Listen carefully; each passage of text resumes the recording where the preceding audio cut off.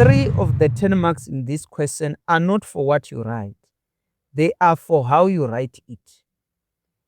Almost nobody is told that. There is a question in your English First Additional Language exam worth 10 marks. You will spend 20 minutes on it.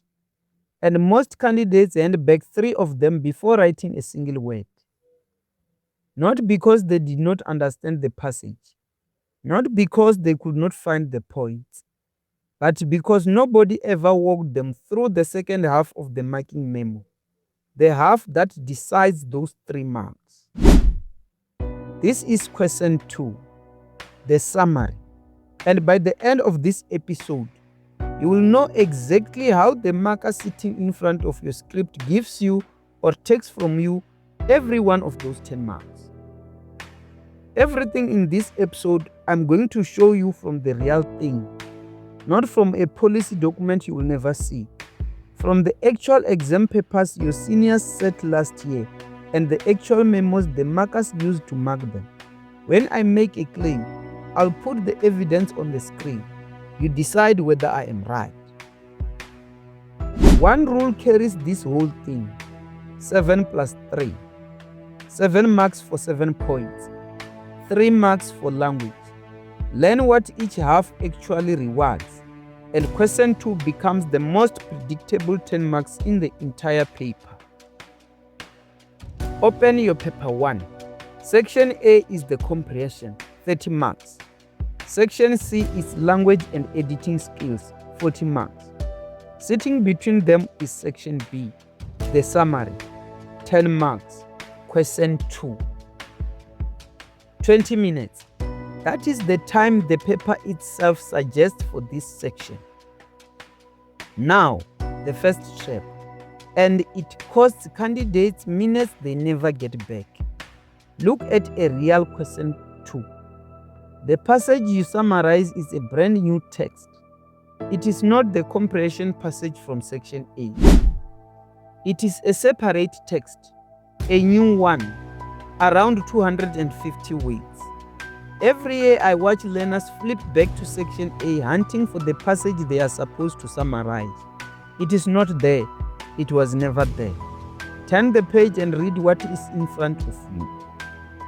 And read the instruction at the top of it carefully, because it tells you exactly what to do. Here's the real one from last year's paper. List 7 ways to practice self-care in point form, in no more than 70 words, in your own words as far as possible. That instruction is your whole marking memo, printed for you in advance. Almost nobody reads it properly. Line 5. Use your own words. It is right there. It was always right there. Hold on to that line. In a few minutes, I'm going to show you the 3 marks that hang off it. 7 points, 1 mark each, 7 marks. 7, not 8, not 6, 7 scoring points. And look at how the real memo is built to reward that. It is a 2-column table. On the left, the fact as it appears in the passage. On the right, the same fact in the candidate's own words. The memo usually lists a few more than 7. Last year's listed 9, and you claim your mark for any 7 of them you find. Find 7, you are in full on content. So your job is arithmetic before it is English.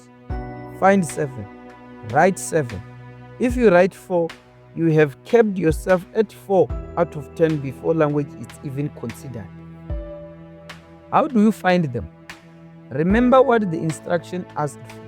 7 ways, 7 points. Main points separated from the examples that illustrate them. Here is what that looks like. Suppose the passage says, regular exercise strengthens the heart. A study in Cape Town found out that adults who walked 30 minutes a day had lower blood pressure after 6 months. 2 sentences, 1 point. The point is that regular exercises strengthens the heart. The Cape Town study, the 30 minutes, The 6 month, that is the example. It is there to convince you. It is not there to be summarized. Right? Exercise strengthens the heart. And you have banked a mark in 4 ways. Write out the study and you have spent 20 of your 70 words earning nothing. So here is the discipline.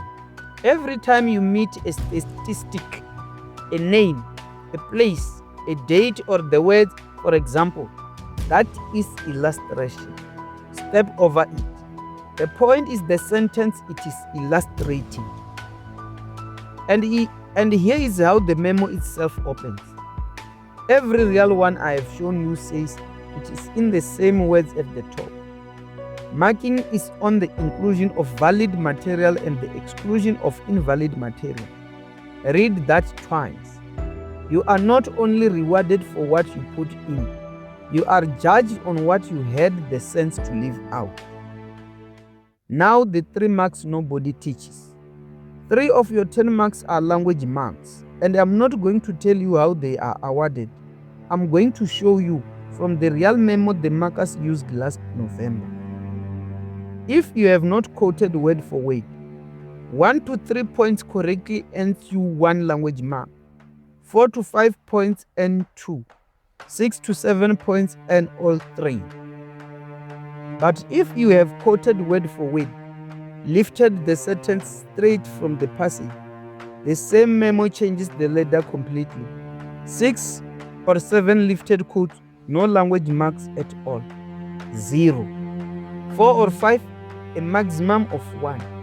2 or 3, a maximum of 2. Read that again. A candidate can find all 7 points, score 7 out of 7 for content, and walk away with the 7 out of 10 because every point was copied. 3 marks, gone, and that candidate will never know why. Now, here it is the part that makes this cruel, and the reason I'm making this episode at all. Remember line 5? Use your own words. It was printed on the question paper. It is printed on every paper. The instruction is not hidden. It is right there in black and white above the passage. And thousands of learners read straight past it. They see 7 points to find. They find them. They copy them down neatly, and they never connect that one small line to these 3 marks. Nobody ever showed them that line 5 and this letter are the same thing. That is the whole tragedy of question 2. The marks are not lost to a trick. They are lost to a line everyone reads and nobody obeys. So let this be a rule you never break. Obey line 5. Use your own words every single time. Whether the passage is easy or hard, whether you feel rushed or not, that letter is waiting in the memo either way. And it does not require beautiful English. It requires different English. Regular exercise strengthens the heart. Becomes exercise makes the heart stronger. That is enough. Change the words, keep the meaning, bank the mark. 70 words. That is your ceiling in English. And this is where I need you to understand what actually happens at the marking table when you go over. And here's what the memo actually instructs the marker to do. It is written at the bottom of every summary memo. It does not say lose a mark before for being long. It says something worse. If the word limit is exceeded, the marker reads up to the last sentence above the limit and ignores the rest. Ignores it, not penalizes it, ignores it. So, if you wrote 90 words and points 6 and 7 were sitting in the final stretch, those points were never read. You found them, you wrote them, they earned you nothing. Long summaries do not cost you a mark. Long summaries delete the marks you already earned. 70 words across 7 points is 10 words a point. That is your budget, 10 words, and it is enough exercise makes the heart stronger is 6. 2 smaller things now, and they matter because learners panic about them for no reason at all. You are asked to write your word count in brackets. Do it. It was instruction 6 on the real question paper. But the memo is clear. No marks are deducted if you fail to indicate the number of words, or if you indicate it incorrectly. The marker counts it themselves. So write the number, and if you are unsure, do not sit there recounting while the clock runs down. And notice what the real instructions never ask for: a heading. Look back at that instruction box. Point form, 7 numbered sentences, 70 words, own words, word count, no title everywhere. Do not spend words on a heading nobody asked you for. One last instruction, and it is the very first one on the paper. Point form, 7 points, listed and numbered 1 to 7. Not a paragraph, not an essay. Let me show you on the real thing. This passage was set in November last year. The instruction: list 7 ways to prepare for starting at a university or college. Watch me work on it. Now, watch. Every one of these sentences is long, and everyone hides a single point. My job is to take the point and leave the rest. The paper says, once you have chosen your course, familiarize yourself with its requirements. 14 words. The point underneath is small. Explore your course requirements. 4 words. That is 1 point. The paper says, decide whether you will need financial aid. My own words, consider how you will fund your studies. Point number 2. Should you require accommodation away from home, arrange for suitable student housing. Strip it. Look for a suitable accommodation. That is point number 3. Organize documents such as your admission letter, matric statement, and any other forms. Notice the list: admission letter, matric statement. That is illustration. The point is simple.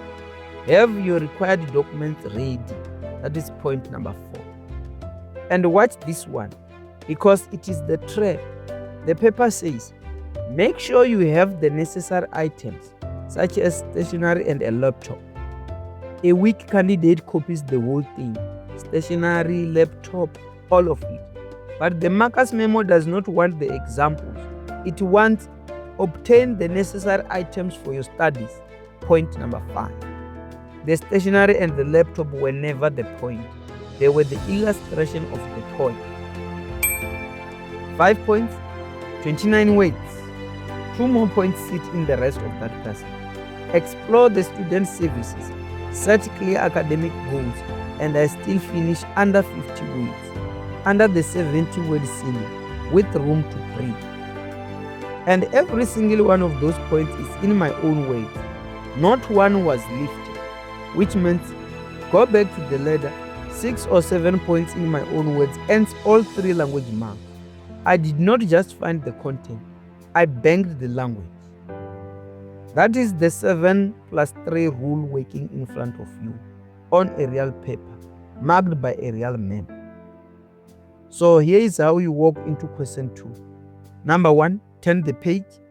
This is a new text. It is not the comprehension passage. Read the instruction and find out exactly what you are being asked to summarize. Number 2, read for main points, not for information. Every statistic, for example, every name and place, that is illustration. Step over it. Number 3, find 7. Number them 1 to 7 in the margin as you go. 7 is not a suggestion. 7 is the memo. Number 4, rewrite every one of them in your own ways. Not better ways, different ways. This is where the 3 marks live. Number 5, 10 words a point, 70 in total. Anything past 70 is invisible to the marker. 6, write your count in brackets, then stop writing. 7 plus 3, 7 points in your own words. Inside 70 words. Do that, and question 2 stops being a question you hope to survive. It becomes 10 marks you take. 20 minutes, 10 marks, and the only section of paper 1 where the department has published exactly how the marks are won and lost, and almost nobody reads it. Now you have. Next episode will take section A, 30 marks, the comprehension. And remember this, marks do not disappear by accident. They disappear one unnecessary sentence at a time. This has been Professor Reason Studios. English must start.